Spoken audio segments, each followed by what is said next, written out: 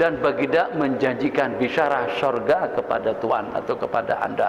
Sayyidina Abu Bakar masuk, tengok Nabi kita sudah untaikan kaki macam tu, ambil tempat sebelah ke Nabi, buat benda yang sama, singkat baju, untaikan kaki juga. Berkayuh. Tak lama kemudian datang Sayyidina Umar. Ini fakta sejarah tidak dapat didustakan. Yang mendampingi datang pertama Sayyidina Abu Bakar, datang kedua Sayyidina Umar. Macam mana Syiah membenci dua orang sahabat yang berkenaan? Yang paling lekat, yang paling dekat, tak mampukah untuk Allah lemparkan kubur mereka daripada kubur baginda Nabi kalau seandainya Allah murka kepada dua orang sahabat yang pertama? Tuh, dengan tayran ababil, di luar dugaan dan juga di luar dugaan, jangkaan daripada mereka, dugaan dan pengamatan daripada mereka, Allah turunkan, hantarkan burung-burung ababil yang membawa batu daripada neraka jahanam untuk memusnahkan tentera gajah. Tak mampukah Allah untuk menjauhkan kubur dua orang sahabat daripada kubur baginda Nabi? Kalau dua orang sahabat ni kafir, khianat, zalim, samsing, lasak, menurut kalian Allah Maha Kuasa atas segala-galanya.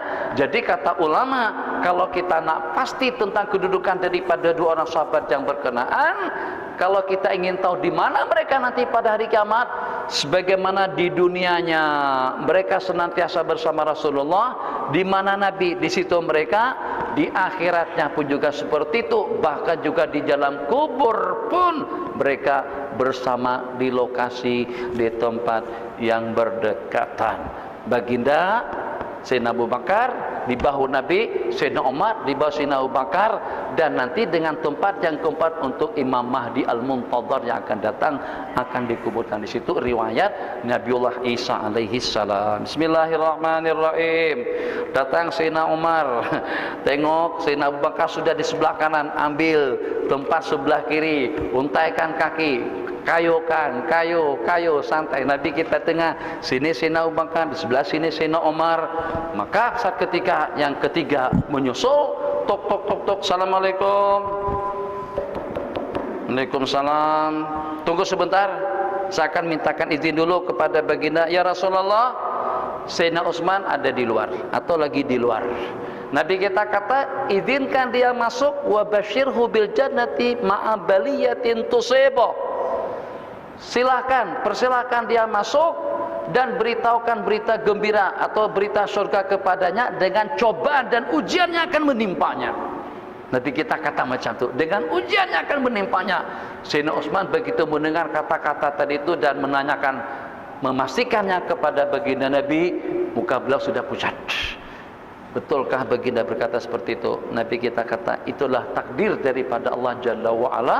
Sayyidina Utsman pun duduk di hadapan mereka, Sayyidina Abu Bakar, Sayyidina Umar, Sayyidina Utsman di hadapan daripada mereka bertiga, dan juga mengayuhkan kedua belah kaki sebagaimana Rasulullah sallallahu alaihi wasallam. Sebelum terjadinya kes pembunuhan Sayyidina Utsman yang disembelih sama pemberontak pada hari itu, Nabi kita sudah memberitahukan kejadian tersebut kepada Sayyidina Utsman bin Affan radhiyallahu taala anil jami. Mukjizat yang ke-37, mukjizat kenabian pada Utbah bin Farqad. An Ummi Asim imrati Utbah bin Farqad. Ummi Asim ini salah satu daripada 4 orang istri beliau. 4 orang istri daripada Utbah bin Farqad masing-masing guna minyak harum. Masya Allah, kalau bahasa sekarang ini minyak harum malaikat subuh, malaikat Jumat, malaikat tengah hari, malaikat maghrib, guna macam-macam jenis minyak wangi. Satu persatu maji ingin tampil di depan suami dengan bau-bauan yang lebih wangi dan juga yang lebih harum. Macam-macam jenis minyak harum yang sudah digunakan, tapi ternyata kalah baunya dengan bau dada Imam Farqad, Utbah bin Farqad. Jadi bau minyak wangi suami tadi itu lebih harum daripada minyak wangi mereka, kalah. Jadi akhirnya ingin tahu apa rahasianya. Kana la yazidu ala ayyudihina ra'sahu wa lihyatahu, yang dengan belatuannya seakan usap rambut, janggut dengan minyak semata-mata, tapi bau harum sekali. Qala fadzakara Utbatu, Jadi setelah saya tanyakan, kata Ummu Asim, maka beliau pun juga bercerita, dulu suami saya pernah sakit perut, Nabi kita usap dada beliau. Ya sama misalnya kalau seperti pada waktu kita berurut pijat, kan orang kan urut, Nabi kita masukkan telapak tangan beliau ke dada, Nabi kita usap perut Sayyidina Utbah bin Parkat. Sejak daripada sentuhan telapak tangan baginda Nabi tadi itu, dada beliau menjadi haram. Kita kalau guna bam, minyak gamat, minyak apalagi yang satu tuh, minyak gamat, yang apalagi yang berbau tuh Ji, minyak kayu putih, minyak angin, minyak kapak, Masya Allah, baunya boleh tahan. Dengan bau minyak kayu putih itu Masya Allah, ya dia bau. Tapi orang yang sudah subati memang terasa harum. Dia bau bantu tergantung kepada orangnya. Kadang-kadang ada orang yang senang cium bau ketiak, dan karena bau ketiaknya bau semacam itu, jadi dia tak perasan. Masuk ke dalam bilik yang tertutup dengan angin ekornya, Masya Allah, tabarakallah, kipas budak balik ke sana kemari, baunya harum sekali, Masya Allah. Orang yang berkenan tadi itu, Masya Allah, semakin khusyuk sembahyangnya. Kita yang terganggu di samping, kenapa? Baunya itu. Jadi yang paling pelik, bukan pelik, semuanya macam tu. Orang tak nak cium bau kentut sesiapa saja, tapi cium bau kentut dia sendiri, Masya Allah, tabarakallah. Allahu Akbar. Tak pernah lari pun. Ada tak lepas kantut terus lari ke sana. Tak nak cium kentut dia. Dia baring dalam selimut tebal, Masya Allah, tabarakallah. Tutup muka ni. Allah, baunya. Kalau seandainya agak lebih, paling dia buka macam tu. Dia buka hidung saja. Sementara badan bercelumur dengan bau busuk tadi itu. Tapi coba saja kalau ada orang lain kentut macam tu, mesti marah-marah. Haram, dosa, tak boleh kentut dengan orang ramai. Siapa yang berkentut ni? Tak boleh. Itu boleh membatalkan puasa, tahu? Insyaallah, tabarakallah. Tapi pada masa dia kentut, dia senyap-senyap saja. Masya Allah, tabarakallah. Kalau berkentut, keluar dulu, takut kalau berbau. Sebab kalau sudah lepas tak boleh dikontrol dan juga tidak boleh dikawal, tak boleh tarik balik. Bismillahirrahmanirrahim. Mukjizat yang ke-38. Mukjizat kenabian pada wajah Sayyiduna Qatadah bin Milhan. Ini Masya Allah, anak duduk macam ni, entah tengok wajah anak, ada nampak kelihatan kah Tuan Haji yang di belakang tu di muka anak? Ada? Tak ada kan? Tak ada. Qatadah bin Milhan baring macam tu, ada orang datang berziarah ke rumah beliau. Seperti anta sekarang, anda sedang terbaring, Sayyidina Qatadah bin Milhan sedang berbaring, tapi anta boleh tengok siapa yang keluar masuk di belakang situ daripada wajah beliau yang ceria, bersih, betul. Jadi cermin je, seperti kaca je beningnya wajah Sayyidina Qatadah bin Milhan. Macam mana ceritanya? Qala fi maradihi kunna narahu alladhi mata fihi, kami datang menziarahi beliau, kata Abul Ala, pada masa sakitnya beliau. Pamara rajulun fi muakhirid dar, ada dengan seseorang masuk atau lewat daripada pojok belakang sana, kelihatan lewat daripada depan muka beliau. Qala faraitu fi wajhi Qatadah. Kenapa? Beliau pun bercerita, karena Rasulullah sallallahu alaihi wasallam, Nabi kita pernah mengusap, pernah menyapu muka beliau. Qala wa kuntu qala ma raaitu ila raaitu ka'anna ala wajhi ad-duhan atau ad-dihan. Jarang sekali aku melihat beliau. Tiap kali aku berjumpa dan juga tiap kali aku bertemu, maka aku melihat muka beliau itu laksana minyak bening. Kan ada muka yang berminyak, kelihatan ceria, bening, bersih. Tapi bersih-bersihnya wajah kita tetap saja tidak dapat menjadi pantulan seperti cermin. Sementara wajah Sayyidina Qatadah seperti itu, bening betul, bersih daripada sentuhan telapak tangan Sayyidina Rasulullah sallallahu alaihi wasallam. Mukjizat yang ke-39.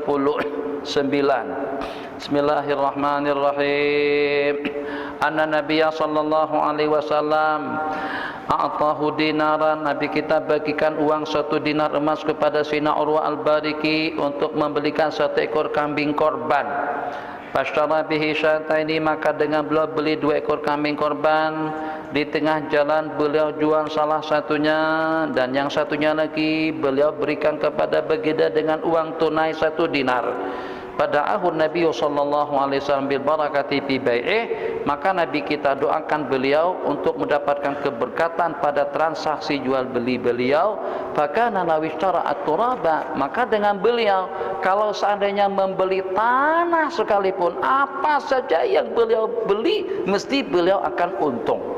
Sampai-sampai kata beliau, tiap kali aku mengangkat batu, aku merasa seperti ada kekayaan di bawah batu itu. Kenapa? Berkat doa baginda, barakallahu fik. Sepatah kata doa saja daripada Rasulullah sallallahu alaihi wasallam. Nanti kita kalau berdoa macam tu, secara spontan, secara langsung doa dan permintaan baginda akan diijabahkan oleh Allah Jalla wa Ala. Nabi kita doakan Sayyidina Anas agar banyak anak, agar panjang umur, banyak duit, banyak harta dan masuk surga. Sekali saja Nabi kita doakan. Sayyidina Abdullah ibnu Abbas, Allahumma faqihu fid din wa alimhu ta'wil. Ajarkan fikih, bagikan dia kemampuan dan keahlian dalam ilmu tafsir. Sekali saja jadi, Masya Allah tabarakallah, menjadi min a'lami as-sahabah, sahabat yang paling spesialis dalam bidang ilmu tafsir. Begitu juga dengan cerita yang kita ceritakan tadi itu, Nabi kita doakan orang di bawah duit, berikan kambing. Ini ada masalah hukum, duitnya ada dirham, dirham Maroko. Bawa kemana-mana. Jadi ini sebagai persiapan, kalau pada masa duit habis akan bagi jaminan dulu. Ini pegang uang dirham Maroko nih, 50 dirham Maroko. Pegang yang ini, belikan kambing. Dibelikan 2 ekor kambing. Uang yang 1 dinar tadi itu dapat beli 2 ekor kambing. Ya, memang tawar menawar. Tawar dulu. Kalau nak bersedekah secara elok tanpa diketahui oleh orang yang menerima, jangan ditawar. Pak, Bang, kambing 600. Yang itu, yang tanduk panjang tuh 1.200 Pak Haji, 1.200. Yang jenggot sikit jenggotnya. Yang jenggot sikit tuh 700 saya boleh bagi. Yang jenggot tebal, yang hidung mancung, kambing hidungnya mancung, itu berapa? Itu 1.500. Kambing domba kadang-kadang sampai 5-6 jutaan uang Indonesia, sini sampai 2.000-3.000 Rm. Kambing domba, tanduknya panjang, telinganya tuh telinga yang sampai ke sini. Kambing pun juga ada yang tambang. Kan manusia saja hidungnya mancung, bulunya bersih, bening, Masya Allah tabarakallah, itu mahal. Jadi beliau dapat beli 2 ekor kambing. 2 ekor kambing dibeli. Tengah jalan beliau salah satunya beliau jual dengan harga yang sama, sehingga pada saat menyerahkan kepada baginda Nabi, beliau serahkan 1 dinar emas dengan 1 ekor kambing. Seolah-olahnya Nabi kita tidak bayar duit. Jadi kata ulama, bai'ul fuduli, jual beli daripada orang yang tidak ada hubung kait dengan barang jualan, itu hukumnya sah kalau seandainya nanti mendapatkan restu daripada si pemilik. Ini Haji Jarum. Jadi katakan saja saya berdekatan dengan rumah beliau, mungkin kebun, mungkin kereta, ana jual motor beliau tanpa izin. Boleh tak kita menjual motor seseorang tanpa izin? Ikut ulama Syafi'iyah tidak boleh, itu disebut bai'ul fuduli, karena kita tidak mendapatkan mandat apa-apa daripada yang berkenaan. Menurut mazhab Imam Abu Hanifah boleh-boleh saja, asalkan selepas kita jual si pemilik tidak merasa keberatan seperti tadi. Nabi kita kata beli 1, ternyata dibelikan 2. Nabi kita kata beli saja bukan jual, ternyata dengan beliau beli 2 dan beliau jual salah satunya. Mukjizat tanggal 41. Ini kitab ini menipu sedikit, tulis 40 saja, tentunya 47. Pun bukan saya yang nyusun. Hak yang asalnya itu besar daripada ini, 5 kali ini lagi yang asal bahasa Arab, yang saya tulis bahasa Arab, diterjemahkan oleh Ustaz Subki dan juga oleh kawan-kawan, sebelumnya diterjemahkan oleh kawan-kawan. Saya pun terperanjat juga. Jadi dalam hati 40 senang 40, tahu-taunya 47. Dari mana datangnya 7 tadi itu? Jadi penipuan itu rupanya berlaku di mana-mana. Ini penipuan dalam kebajikan tak masalah. Tapi banyak sungguhlah. Imam Nawawi kata 40 arba'in Nawawi, situ ada 42 atau 43 saja. Ini tambahnya terlampau banyak. Jadi kalau nak lebihkan pun 41, 42, 43 boleh tahan. Ini 47. Ini penipuan dalam dunia bisnis. Jadi kadang-kadang seseorang tuh tak mau katakan harganya 500. Berapa harganya? 499 Rm.9.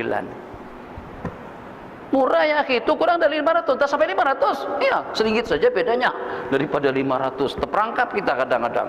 Karena tengok angkanya tak sampai 500. Padahal berapa bedanya? Setakat beda 1 sen saja dengan yang 500. 499.9. Satu saja lagi jadi 500. Katanya kurang daripada 500. Memang betul. Nah, jadi kalau ingin bersedekah secara sembunyi, maji, belanja jangan ditawar. Itu mempunyai nilai pahala sedekah. Nabi kita bersabda, sadaqatus sirri tutfi'u ghadabar rabb. Sedekah yang secara rahasia itu akan memadamkan murka Allah Jalla wa Ala. Jadi kita berbelanja, kita tengok berapa encik, ini barang masih boleh ditawar, dan kita yakin kalau kita tawar mau kurang. Jangan ditawar, kata dia 500 kita beli 500, kata dia 50 kita beli 50. Niat dalam hati, kalau seandainya aku tawar 45 mesti dia bagi, maka yang hak 5-nya itu sedekah daripada kita. Hanya kita saja yang mengetahui itu adalah sedekah. 40. Qala an Bilalin Bismillahirrahmanirrahim. Adzantu fi ghadatin baridatin. Aku mengumandangkan azan untuk salat subuh. Fakharajan Nabi sallallahu alaihi wasallam fala yara fil masjid ahadan. Nabi kita sampai awal ke masjid, tak ada seorang pun di dalam masjid.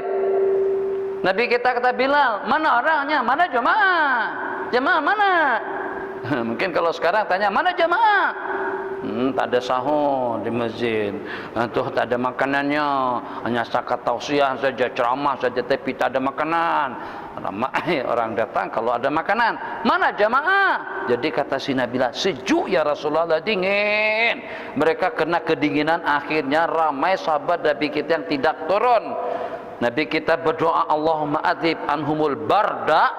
Ya Allah, hilangkan rasa sejuk ke atas mereka. Jadi kata Sayyidina Bilal, aku tengok sebagian daripada mereka berkipas di dalam masjid kena kepanasan.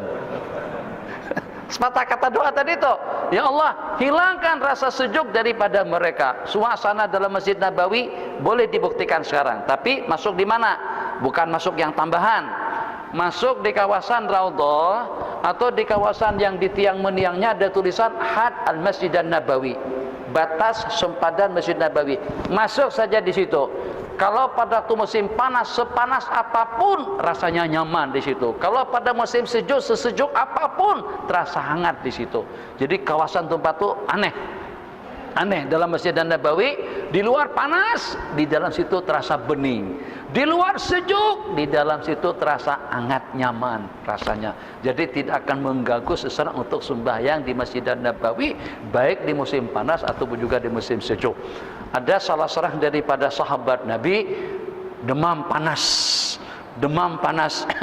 Jadi pada saat itu Nabi kita kata, humma yaumen, panas 1 malam itu akan menghakiskan dosa kesalahan 1 tahun. Jadi sahabat Nabi kita langsung berdoa, ya Allah ya Arhamar Rahimin, mudah-mudahan aku senantiasa demam panas, senantiasa aku sakit panas, tapi demam yang tidak menghalang aku untuk melaksanakan salat Jumat dan berjamaah.